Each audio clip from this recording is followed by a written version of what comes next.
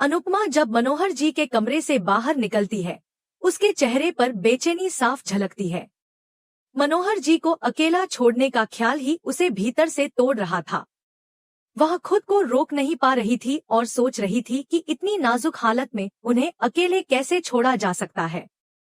वह तय कर लेती है कि वह यहीं रुकेगी और जब तक मनोहर जी ठीक नहीं हो जाते, उनका साथ नहीं छोड़ेगी। लेकिन तभी उसका मोबाइल बजता है। जसप्रीत का फोन देखकर अनुपमा के चेहरे पर घबराहट फैल जाती है। जसप्रीत सीधी बात करती है, क्या तुम्हें सैलरी मिल गई? मकान मालिक बार बार कॉल कर रहा है।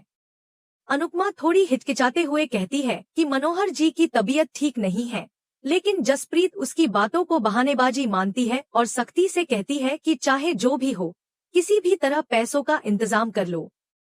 वह कहती है कि मैं 1-2 दिन के लिए मकान मालिक से बात कर लूंगी, लेकिन उसके बाद पैसे चाहिए ही होंगे। अनुपमा कहती है कि वह समझती है हालात कितने कठिन हैं, लेकिन इन हालात में वह मनोहर जी से पैसे नहीं मांग सकती। इधर शाह हाउस में भी एक नया दृश्य चल रहा होता है। अंश लीला को कुछ पैसे देता है ताकि घर का खर्चा आसानी से चल सके। उसी वक्त किंजल खुशी खुशी बताती है कि उसे भी नौकरी मिल गई है और वह भी अब परिवार की जिम्मेदारी में हाथ बंटाएगी। लीला और अंश यह सुनकर बेहद खुश हो जाते हैं। अंश किंजल से कहता है कि वह नौकरी अपने मन की खुशी के लिए करे, क्योंकि वह घर की जिम्मेदारी उठाने को तैयार है। तभी प्रार्थना अंश को टिफिन देती है, लेकिन लीला उसे देखकर गुस्से में आ जाती है और उसे डांट देती है। वह कहती है कि वह अंश की पत्नी जैसा व्यवहार न करे, क्योंकि उसका अंश से रिश्ता गलत था और उसे अफसोस है। किंजल बीच बचाव करती है, लेकिन लीला उसे भी टोक देती है कि उसे समझाने की कोई जरूरत नहीं। वह कहती है कि वह औरतों की आंखों में सब कुछ पढ़ लेती है। लीला के जाने के बाद किंजल प्रार्थना से माफी मांगती है और कहती है कि लीला के शब्दों को दिल पर न ले। प्रार्थना मुस्कुरा देती है और कहती है कि आज तक किसी ने उसकी इतनी परवाह नहीं की जितनी अंश ने की है, इसलिए वह भी अंश के लिए कुछ करना चाहती है। किंजल उसे समझाती है कि कोई भी ऐसा कदम मत उठाना जिससे 2 परिवारों में दरार आ जाए। प्रार्थना मुस्कुराते हुए हामी भरती है और दोनों गले लग जाते हैं। उधर अनुपमा मोहल्ले में पहुंचती है, जहां हर तरफ डेकोरेशन चल रही होती है। वह देखती है कि महिलाएं बहुत उत्साहित है। उसे एक औरत बताती है कि उनकी चोल को 40 साल पूरे हो गए हैं और इसी खुशी में सत्यनारायण की पूजा रखी गई है। अनुपमा यह सुनकर मुस्कुरा देती है। मोहल्ले की महिलाएं उससे निवेदन करती हैं कि वह पूजा के लिए प्रसाद बनाए। अनुपमा सहर्ष तैयार हो जाती है। उसी वक्त एक और महिला भागते हुए आती है और बताती है कि उनका केटरर ऑर्डर कैंसिल कर गया है, जिससे सब परेशान हो जाते हैं। तभी सरिता कहती है कि अनुपमा सब संभाल लेगी और सब मिलकर अनुपमा से अनुरोध करते हैं। अनुपमा थोड़ा सोचती है, लेकिन फिर मान जाती है।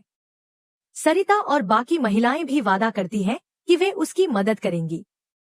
इसी दौरान जसप्रीत वहां पहुंचती है और अनुपमा को देखती है तो पूछती है कि उसे यह काम लेने की क्या जरूरत थी। अनुपमा कहती है कि पूजा का काम था, इसलिए मना नहीं कर पाई।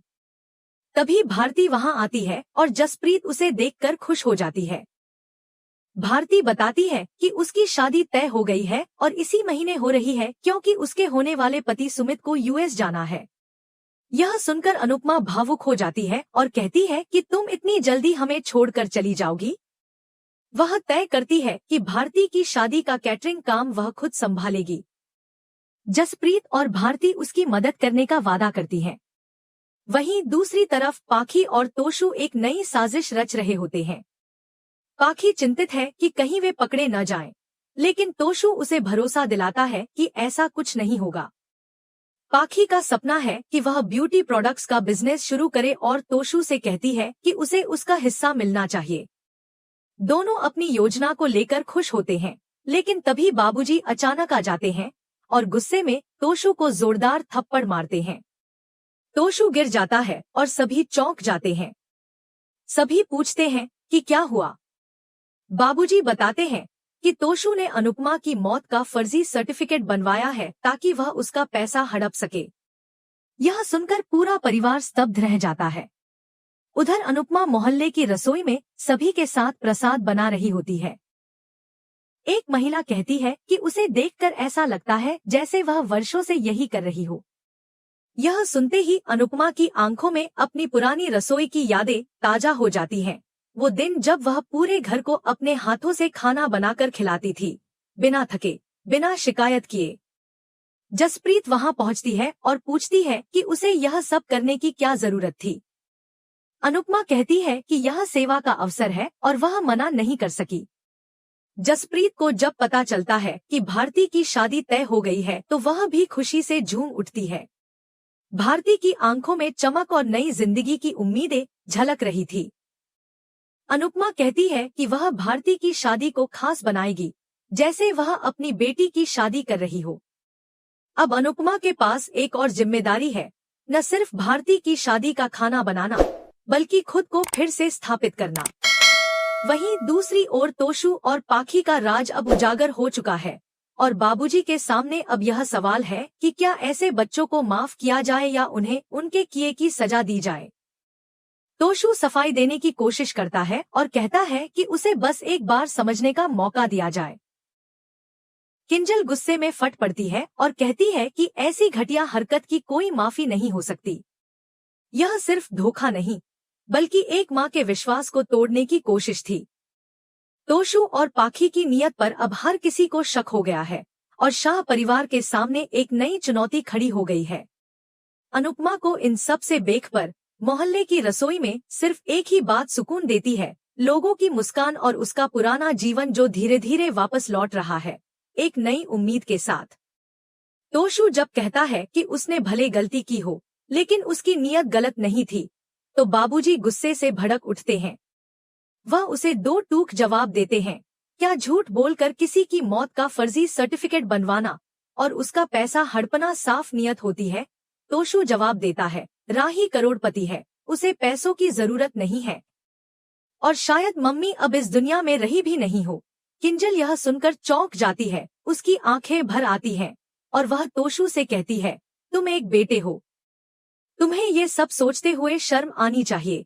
पाखी उस वक्त तोशु का समर्थन करती है, लेकिन लीला उसे रोकते हुए ताना मारती है और कहती है, तुम भी अब अपनी माँ जैसी चालें चलने लगी हो। तोशु गुस्से में कहता है, हमने कुछ गलत नहीं किया, हमने बस पैसे की व्यवस्था की है। बाबूजी उसका भ्रम तोड़ते हैं और कहते हैं, यह धोखाधड़ी है और इसकी सजा जेल है, लेकिन तोशु समझने को तैयार नहीं होता। तभी बाबूजी सबसे बड़ा राज उजागर करते हैं, अनुपमा जिंदा है। यह सुनकर सबके पैरों तले जमीन खिसक जाती है। एक गहरा सन्नाटा फैल जाता है। बाबूजी ऐलान करते हैं कि अब वे अपनी वसीयत से तोशु और पाखी का नाम हटाने जा रहे हैं। सभी चुपचाप एक दूसरे को देखने लगते हैं। घरवालों के चले जाने के बाद अंश तोशु और पाखी को सख्त लहजे में चेतावनी देता है, अगर तुम दोनों ने अब कुछ और गलत किया तो मैं खुद पुलिस में शिकायत करूंगा।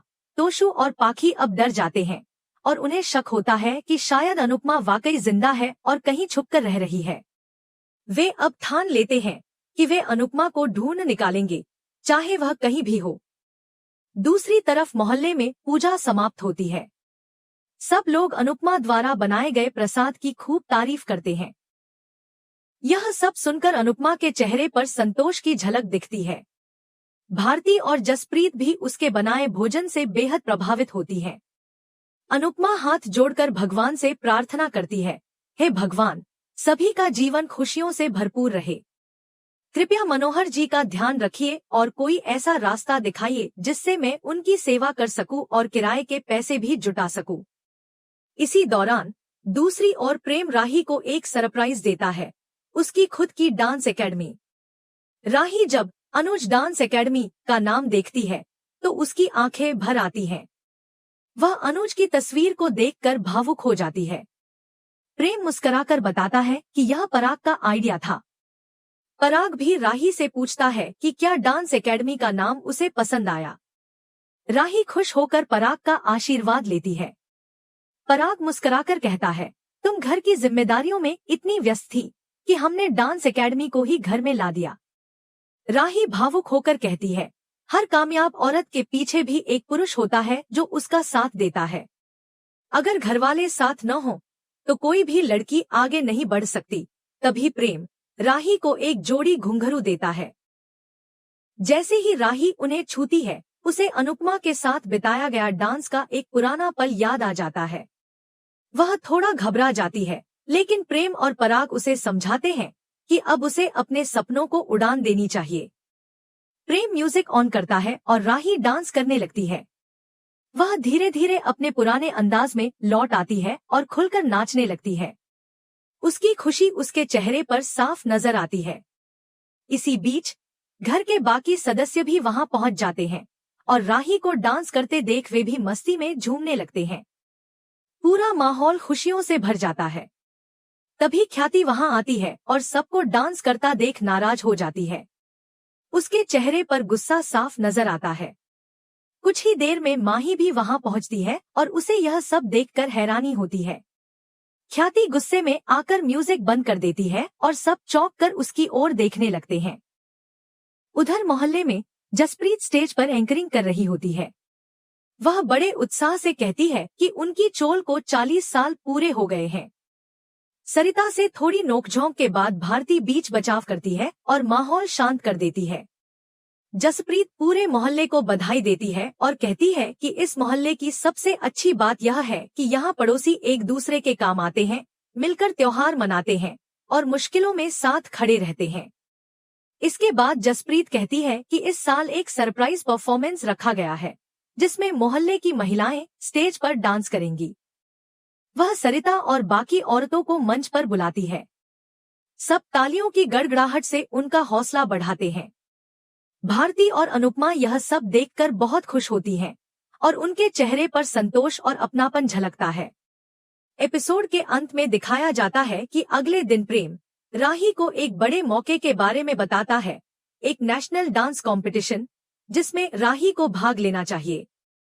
प्रेम कहता है कि अब राही के लिए अपने सपनों को नई ऊंचाइयों पर ले जाने का वक्त है।